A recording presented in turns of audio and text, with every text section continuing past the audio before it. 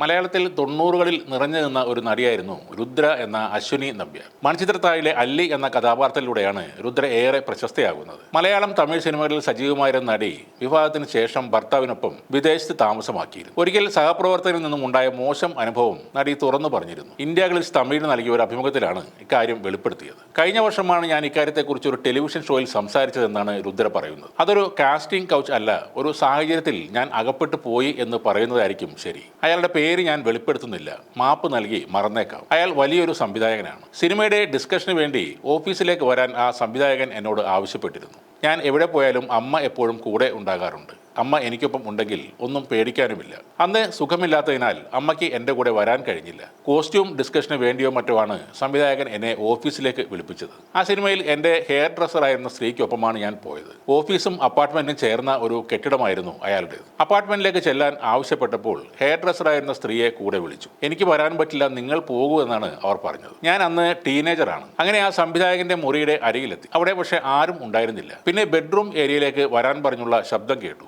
ആ സംവിധായകനൊപ്പം നേരത്തെ ഒരു സിനിമ ഞാൻ ചെയ്തിട്ടുണ്ട്. അതും മലയാള സിനിമയായിരുന്നു. ഒരു നിഷ്കളങ്കയായ ടീനേജറായാണ് ഞാൻ റൂമിനുള്ളിലേക്ക് പോയത്. എന്നാൽ അയാൾ എന്നോട് തെറ്റായ രീതിയിലാണ് പെരുമാറിയത്. തിരിച്ചിറങ്ങി വരുമ്പോൾ കുറച്ചു നേരം എന്താണ് സംഭവിച്ചതെന്ന് മനസ്സിലാക്കാൻ കഴിഞ്ഞിരുന്നില്ല. എന്റെ തെറ്റാണോ അയാൾ ചെയ്തതാണ് തെറ്റ് എന്നൊക്കെയുള്ള സംശയം പോലും തോന്നി. വീട്ടിലെത്തിയതിനു ശേഷം ഞാൻ അമ്മയോട് ഈ കാര്യം പറഞ്ഞു. അന്ന് അമ്മയ്ക്ക് അത് താങ്ങാൻ കഴിഞ്ഞില്ല. എനിക്കും വല്ലാതായി. ഞാൻ അന്ന് രാത്രി ഉറക്ക ഗുളികൾ കഴിച്ചു. ആ സമയത്ത് എനിക്ക് അത് മാത്രമേ അറിയുകയുള്ളൂ. ശേഷം അവർ എന്നെ ഹോസ്പിറ്റലിലേക്ക് കൊണ്ടുപോവുകയും ഒക്കെ ചെയ്തു. അതിനുശേഷം അമ്മ എന്നോട് ഇത് എൻ്റെ തെറ്റല്ല എന്ന് ഉറപ്പിച്ചു പറഞ്ഞു. ആ സംഭവം തന്നെ ഒരുപാട് സ്ട്രോങ് ആക്കി മാറ്റി. പിന്നെ അമ്മയുടെ തുണയില്ലാതെ തന്നെ ഒറ്റയ്ക്ക് ഷൂട്ടുകൾക്ക് പോകാൻ തുടങ്ങിയെന്നും രുദ്ര പറയുന്നു. ഇത് കഴിഞ്ഞ വർഷം രുദ്ര പറഞ്ഞ കാര്യമാണ്. ആരാണ് ആ സംവിധായകൻ എന്ന് പലരും സോഷ്യൽ മീഡിയയിൽ ചോദിക്കുന്നുണ്ട്. പ്രധാനമായും 10 സിനിമകളിലാണ് രുദ്ര മലയാളത്തിൽ അഭിനയിച്ചിട്ടുള്ളത്. പോസ്റ്റ് ബോക്സ് നമ്പർ 27, കൗരവർ, പിടക്കോഴി കൂവുന്ന നൂറ്റാണ്ട്, ബട്ടർഫ്ലൈസ്, ശശിനാസ്, ആയുഷ്കാലം, മണിച്ചിത്രത്താഴ്, ധ്രുവം, പവിത്രം, കുടുംബക്കോടതി. ഇതാണ് ആ ചിത്രങ്ങൾ. നേരത്തെയും ആ സംവിധായകന്റെ സിനിമകളിൽ അഭിനയിച്ചിട്ടുണ്ടെന്നും രുദ്ര പറയുന്നുണ്ട്. 2 വീതം ചിത്രങ്ങൾ